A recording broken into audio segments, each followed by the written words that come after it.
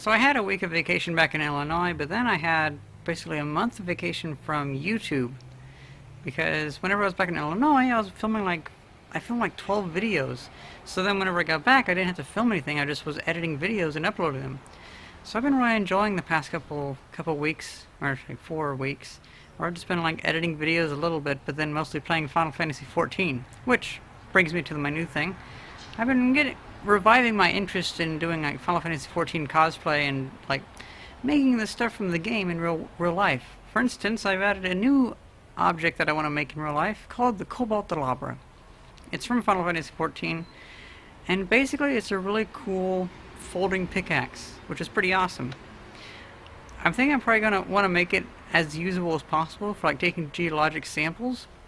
Well, I had two ideas. One was go with all steel. Second, though, was make it out of aluminium, then have like a tungsten carbide tip on the end. So I asked Arduino versus Evil, like, would the aluminium body with the tungsten carbide tip on the end actually work okay? And he was like, just go steel all the way. And it's like, yeah, you're right, because the tip will probably just snap off or something like that if I don't make it hook right or whatever. You know, it's kind of, it'll be a pain in the ass.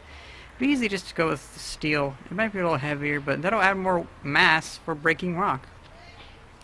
But yeah, also it'll allow me to forge it, hand forge it, if I get my blacksmithing stuff together, which is pretty cool. Well, speaking of other stuff, I made a big purchase. 3,200 bucks, and it's right there. You want to see? I just spent $3,200 on something that was on Craigslist. A Nissan Leaf battery pack that is pretty freaking awesome.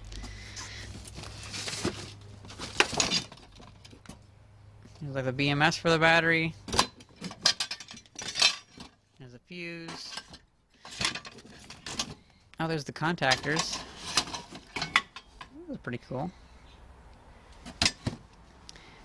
We have 36 of these modules. Each of these modules is, well, it's about 60 amp hours at 8.4 volts. So it's about, I think, about half a kilowatt hour per module. Overall, I believe that I've gotten about 18 kilowatt hours of capacity, which is awesome. It is a bit pricey. Well, actually, for electric car battery, it's a meh deal. It's okay. The guy on Craigslist wanted about $120 per cell, but I talked him down to about $85 per cell, or per pack, per module. I mean, because of course in each module it's 2 packs in series. But yeah, I'm quite happy with this. This is pretty cool.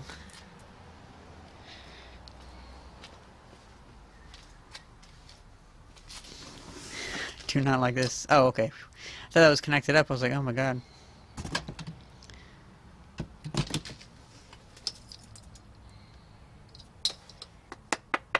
This thing is really hard to move. It's really heavy. Thankfully, I have it on wheels now. Just a little furniture dolly, so we can move it around. But yeah. If I wanted to make a 60 amp hour battery for tricycle or bicycle, whatever, which actually I'm thinking about, one of my subscribers on my other channel told me about a company in New York called Worksman Bicycles, or Worksman like cargo trikes or whatever. Well, either way, they make really, really, really strong cargo trikes. And so I sent them an email and asked them if they would be able to make a trike that was strong enough for what I need. They haven't replied yet, but the stuff they make actually looks pretty strong. I don't know. So I may have actually found a good place to buy an actual strong trike. So anyway, back to this. It'll be 2, 4, 6, 8, 10, 12. So I would use 4, 5, 6 to make a 12 series pack. And then I want to use like a 13 series pack just so I have like 52 volts instead of 48. And so probably what I'll do is, well, for instance, this set alone can make two batteries, two 48 volts, 60 amp hour batteries. And then this has 24 modules, so that would be, wait, that's, okay, so this would be 4 batteries. So in total I could make 6 48 volt battery modules, or one 48 volts 300 amp hour battery, which is a lot. What I plan to do is, since I already have a bunch of 18650 cells, is maybe, because either I have to cut one of these in half to give me one pack, or I have to go with either 12 or 14 batteries in series. Probably what I'm going to do is I'm going to have like 6 of these together to give me 48 volts, and then I'll make another 4.2 volt 60 amp hour pack made of 18650 cells to bring it up to 13 series. But yeah, look at that. I'd really love to be able to put this into my city car, which that entails getting across the country. I mean, that's not a huge deal. I mean, I do want to go on cross-country road trips, and one thing is I could always go like on a cross-country trike trip and just have these in a trailer. Or, you know, I could just go for a road trip, and me and my dad could just like drive across the country with these. That'd be kind of fun. Because I want to go across country somehow, whether it's in a trike or something else.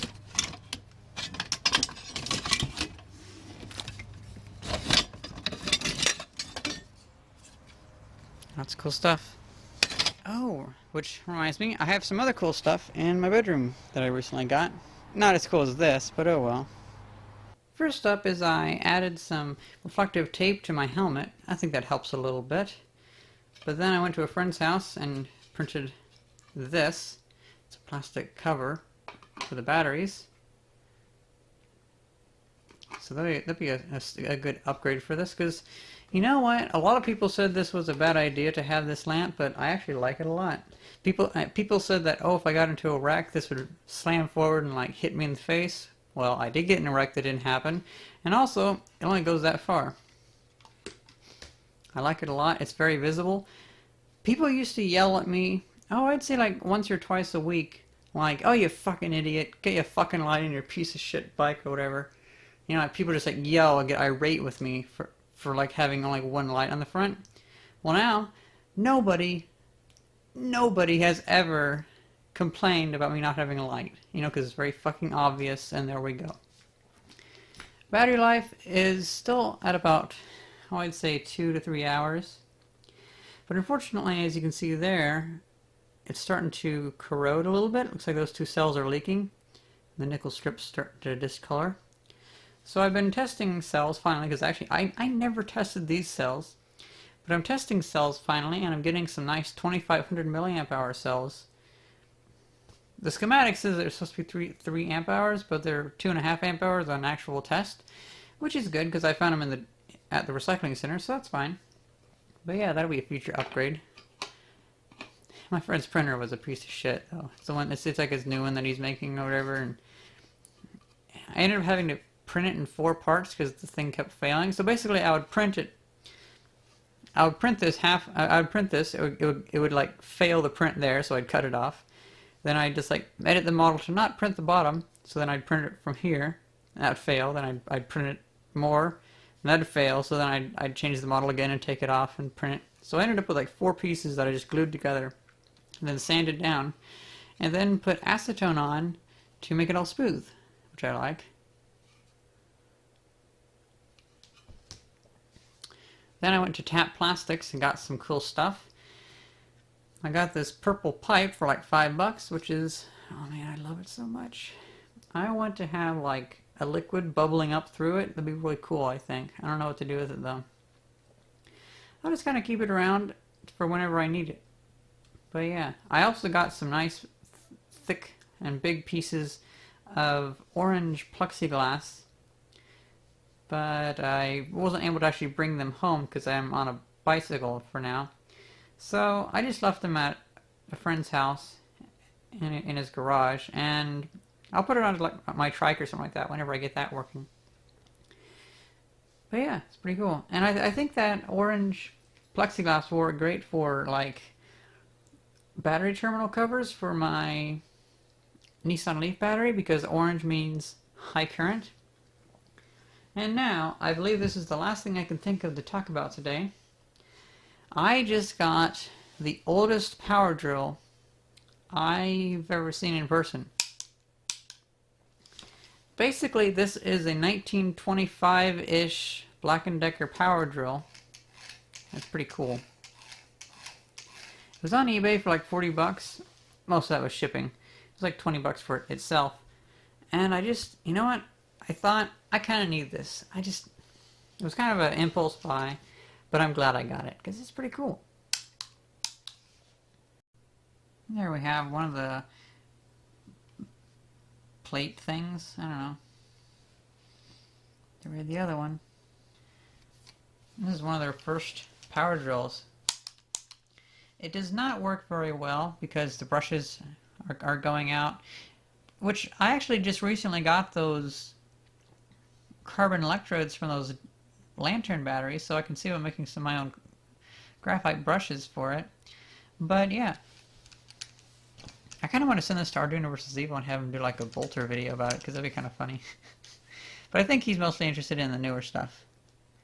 And this is really fucking heavy to ship. I mean, yeah, it might be cheaper just to buy him one on eBay and send it to him, you know.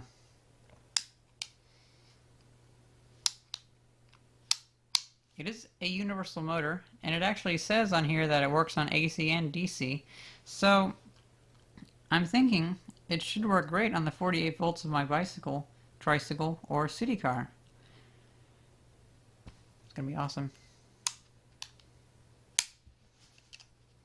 It's gonna be great for drilling holes too, because it's really heavy. So basically I don't have to push down as much anymore. I just let it sit and it'll drill its own hole.